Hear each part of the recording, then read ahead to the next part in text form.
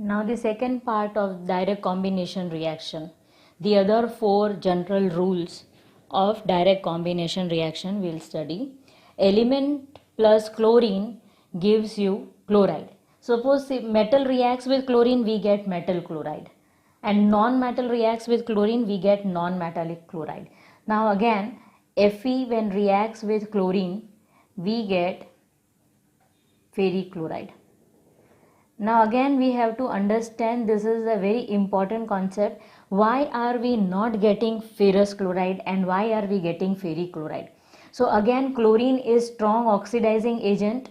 So here we will say oxidizing agent, which will help iron to lose the third electron also. Initial stage it will form ferrous chloride and final product will be ferric chloride. So chlorine will help iron to lose the third electron and final product will be ferric chloride. So Fe when reacts with chlorine, we get ferric chloride, which is forming brown scales. So brown scales of ferric chloride are seen.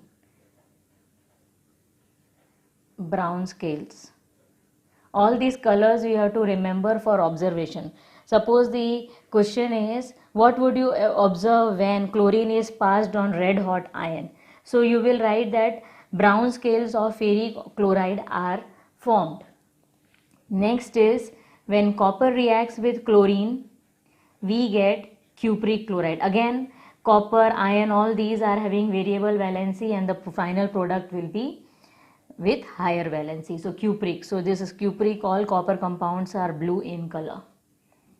Then next is, if suppose sodium reacts with chlorine, we get sodium chloride. And very important part is, this chlorine is diatomic, so always put 2, Cl2 we write and then balance. Suppose magnesium reacts with chlorine, we get magnesium chloride, MgCl2.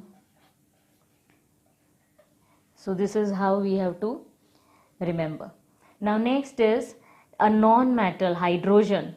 Hydrogen is a non-metal. When reacts with chlorine, we get hydrogen chloride. In diffuse sunlight, this reaction takes place smoothly. So this is in diffuse sunlight reaction is taking place. Diffuse sunlight. This is a non-metal which is reacting, rest all are metal. Hydrogen is a non-metal. Now next is element plus sulfur gives us sulfide. So metal reacts with sulfur, we get metal sulfide, Zn plus S, we get ZnS. Now here zinc Zn2 plus S2 minus, so both cancel, so zinc sulfide. Here it is chloride Cl minus. Here for example, Fe when reacts with sulfur, you get ferrous sulfide. Now why are we getting here ferrous sulfide and here ferric chloride? So ferrous sulfide, here sulfur is not strong oxidizing agent, so will not able to oxidize further. So the compound remains ferrous only, not ferric. Suppose here we say lead when reacts with sulfur, we get plumbous, PbS, plumbous sulfide.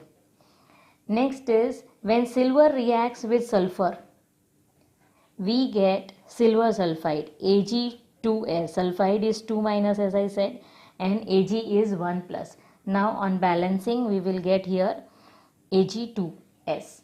Now which is black in color. Next is, if we take hydrogen, a non-metal, when reacts with sulfur, we get H2S, which is acidic in nature, H2S. Hydrogen sulfide is acidic. So again, one reaction is with non-metal. Next rule is element plus nitrogen, we get nitride. Now here with nitrogen, only highly reactive metals react because nitrogen is very less reactive. We say nitrogen has triple covalent bond, and this is the reason why it is very less reactive element, and that is why only first 5 highly reactive metals react: potassium, sodium, calcium, magnesium and aluminum. So when calcium reacts with nitrogen, we get calcium nitride. Ca is 2 plus and N is 3 minus. So this is calcium nitride, and then you balance the reaction. Again, nitrogen is diatomic, so we always write N2. Sulfur is octatomic S8, but we don't write S8 because it becomes complicated in while balancing. Otherwise, this is also not monoatomic. Magnesium, when reacts with nitrogen, we get magnesium nitride. Again, Mg3N2, Mg is 2 plus, N is 3 minus. Then aluminium reacts with nitrogen, we get aluminium nitride, ALN. Now both are 3. See, aluminium is 3 plus and N is 3 minus, so both will get cancelled. So here Mg 2 plus and nitride is 3 minus. So interchange, you get the formula. Now balance the reaction. Now another most important reaction, when this nitrogen reacts with hydrogen, a non-metal.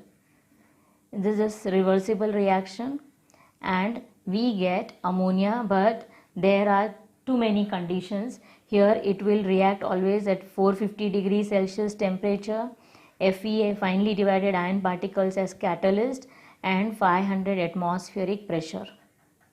So without this condition we don't write this reaction, because without this condition the reaction will not take place, and it is exothermic reaction.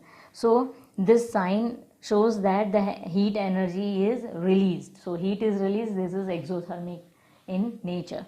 So again, this is a non-metal reaction with non-metal. Rest all are metals. This reaction is very important reaction. Formation of ammonia. Ammonia is a pungent smelling gas, a covalent compound. All these are ionic compounds.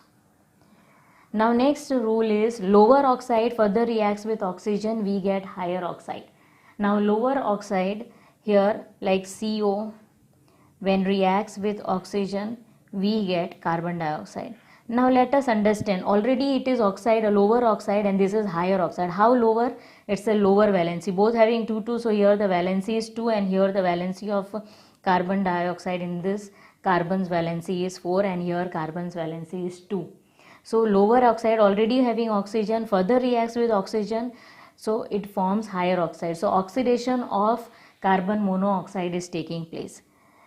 Similarly, sulfur dioxide further reacts with oxygen in the presence of platinum and 450 degrees Celsius temperature, we get sulfur trioxide. So here sulfur dioxide, again sulfur valency is 4 and here it is 6, so we are getting sulfur trioxide.